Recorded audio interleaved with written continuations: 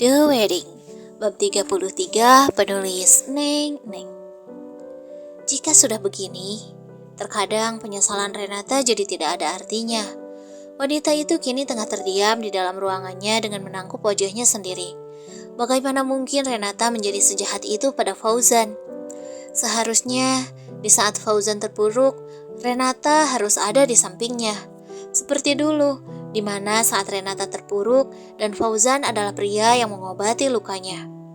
Pria itu hadir untuk mengisi hidup Renata hingga menjadi lebih berwarna. "Maafin aku, Zan," Renata bergumam. Wanita itu melirik ponselnya. Tidak ada kabar apapun dari Fauzan. Padahal, biasanya pria itu akan sangat ribut sekali menerornya dengan banyak pesan lucu, romantis, atau bahkan menyebalkan.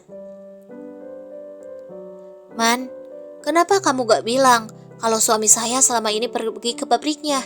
Renata memprotes sikap Aiman yang tidak melaporkan kejadian dengan detail. Harusnya Aiman bisa menjelaskan semuanya tanpa diminta, bukan? "Ibu tidak bertanya. Yang ibu tanya hanya dengan siapa Pak Fauzan berada. Hanya itu. Saya pikir untuk informasi itu ibu sudah tahu. Kan ibu istrinya." Jelek. Ucapan Aiman rasanya begitu menusuk di dada Renata. Betul, Renata istrinya. Harusnya Renata jadi orang yang paling tahu mengenai suaminya. Tapi justru fokus Renata hanya mengenai perempuan yang bersama Fauzan, bukan tentang bagaimana kondisi Fauzan. "Lalu, di mana sekarang suami saya?" Renata bertanya dengan lemas. Wanita itu sudah sangat lelah dengan prasangkanya sendiri. "Bapak sekarang ada di rumah sakit." Mata Renata membelalak. Rumah sakit? Apa Fauzan kini sakit dan Renata tidak tahu? Astaga. "Suami saya sakit. Kenapa kamu tidak bilang dari tadi, Man?" Renata memanas. Wanita itu segera berdiri menyambar tasnya, bersiap pergi menyusul sang suami. "Pak Fauzan ada di rumah sakit di luar kota, Bu. Sepertinya bukan Pak Fauzan yang sakit." Renata kembali menghentikan langkahnya. "Lalu siapa?" "Sepertinya ibu Pak Fauzan, Bu." "Apa? Ya Tuhan, apalagi ini?" "Bunda sakit, Nak." "Bunda sakit? Sakit apa? Biar Rena obati, Bun." Hari itu, hari di mana pertemuan Renata dan Bunda berlangsung. Sebetulnya Bunda sudah mengatakan semuanya pada Renata. Renata berusaha untuk membujuk sang mertua agar mau diobati dengan biaya yang akan ditanggung oleh Renata. Namun sang Bunda tetap menolak dengan beragam alasan. Kanker hati stadium 3. Bunda tidak ingin diobati secara intensif. Bunda tidak suka rumah sakit. Bunda lebih suka tinggal di rumah, menjalani hari-hari terakhir Bunda di rumah peninggalan almarhum ayah Fauzan rasanya menyenangkan. Bunda tidak ingin membebani Fauzan. "Tolong, rahasiakan ini dari Fauzan. Bunda hanya ingin meminta padamu, Nak. Tolong, sayangi Fauzan. Kalian hiduplah dengan baik dalam keadaan saling mengasihi satu sama lain." Bunda tidak ingin Fauzan bersedih. Dulu dia sangat terpukul ketika ayahnya meninggal. Kali ini, Bunda tidak ingin membuatnya terpukul karena harus kehilangan Bunda juga. Renata memacu mobilnya dengan sedikit ugal-ugalan. Semua ucapan Bunda terus terngiang di kepalanya. Bagaimana mungkin ujian ini datang menghampiri? Renata tahu betul seberapa banyak kasih sayang Fauzan untuk Bunda. Bahkan dulu, ketika pertama kali menikah, Fauzan ingin Bunda satu rumah dengannya. Namun Bunda menolak. Wanita itu lebih suka menghabiskan waktunya di kampung halamannya sendiri. "Zan, maafin aku." Setetes air mata turun membasahi pipi Renata. Wanita itu merasa telah melakukan banyak kejahatan pada suaminya sendiri. Renata terlalu tidak peduli atas perasaan Fauzan, atas apa yang sudah terjadi pada hidupnya. Bagaimana mungkin semuanya bisa terjadi? Renata terus menyalahkan dirinya sendiri. Sepanjang jalan, selain keheningan, juga ada isakan yang tidak berhenti keluar dari mulut Renata. Wanita itu terlalu menyesal atas semua yang sudah terjadi.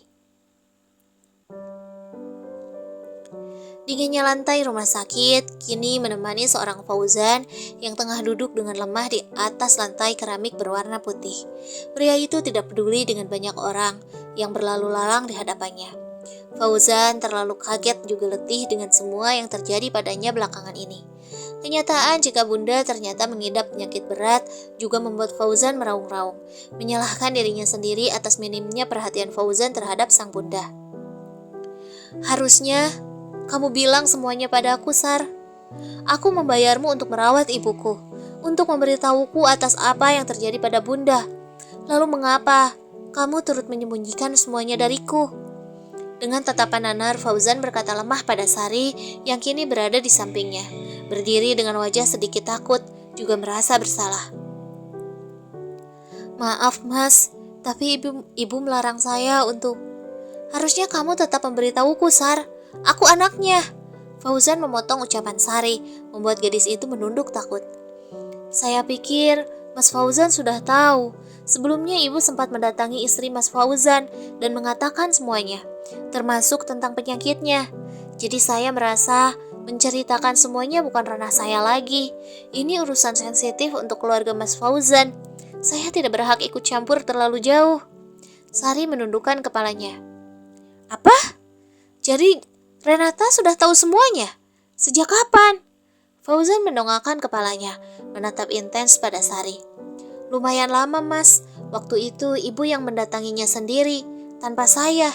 Ibu bilang ingin bicara berdua dengan menantunya. Sari kembali jujur. Fauzan menjambak rambutnya frustasi. Jika Renata sudah tahu semuanya, lantas mengapa Renata tidak jujur padanya? Kenapa Renata malah senang menyembunyikan fakta ini darinya? Sungguh gila. Kenapa Renata bisa sekejam ini pada Fauzan? Suara gaduh langkah kaki terdengar cukup menggema di lorong rumah sakit yang cukup sunyi.